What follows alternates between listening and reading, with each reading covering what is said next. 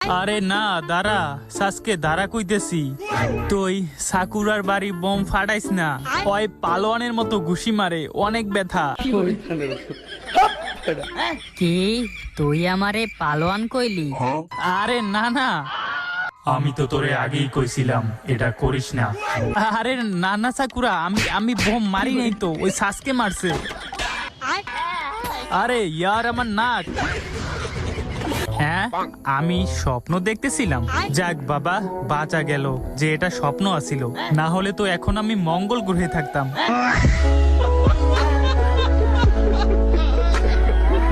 হ্যাঁ সাইয়ের পাঞ্জামি, আমার পাঞ্জামিটা কই?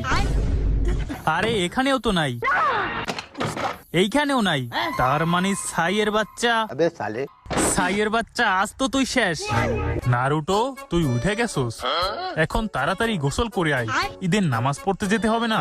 কিন্তু ওই সাইয়ের বাচ্চা আমার ঈদের নতুন পাঞ্জামিটা নিয়ে গেছে। গোসল করতে তো আয়, তারপরে দেখতেছি। কিরে সাইয়ের বাচ্চা, তুই আমার পাঞ্জামি নিছস কে? আমার রুচি এতটাও খারাপ না যে ঈদে তোর পাঞ্জামি পরতে হইব।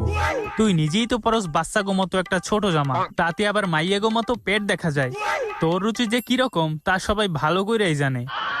ওইটা আমার মাই কিনে দিছিল, বলছিল 10 বছর পড়তে পারমু, পাপাই কেবল 7 বছর হইছে।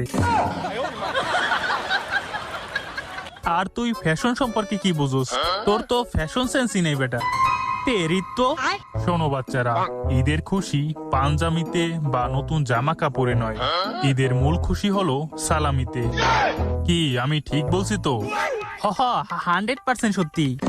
ওমা হ্যাঁ, আবার ঠান্ডা মাথায় কথা কই আমারে ভয় দেখাইতেছে। আরে বইয়া পর বেটা, তোর মেশিং দেখা যাইতেছে। বাস অনেক হইছে গোসল, এখন তাড়াতাড়ি উঠো আর ঈদের নামাজের জন্য রেডি হও। এই তো ঠান্ডা মাথায় উঠতে কইলো, কিন্তু আমার এত গরম লাগতেছে কেন? হেই নারুটো, আমিও গেলাম, তুইও তাড়াতাড়ি উঠে পড়, না হলে তোর মেশিন আরো ছোট হয়ে যাইবে।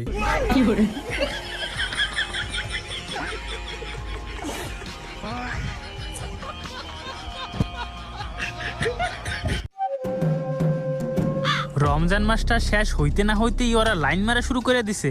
কি রে বেটা, ঈদের নামাজ পড়ছস নাকি তার আগেই শুরু করে দিছস? কিন্তু তুই নামাজ পড়ছো তো, তোরে তো নামাজে দেখলাম না। বাস অনেক হইছে, রমজান মাসও শেষ আর ঈদের নামাজও শেষ, তাই তুই আমার আসল রূপ দেখাইতে বাধ্য করিস না। এখন থেকে আমার সাথে একটু সাবধানে কথা বলিস, না হলে কি কি মারবি তুই আমারে? আয় তাইলে হয়ে যাক দুইটা হাত।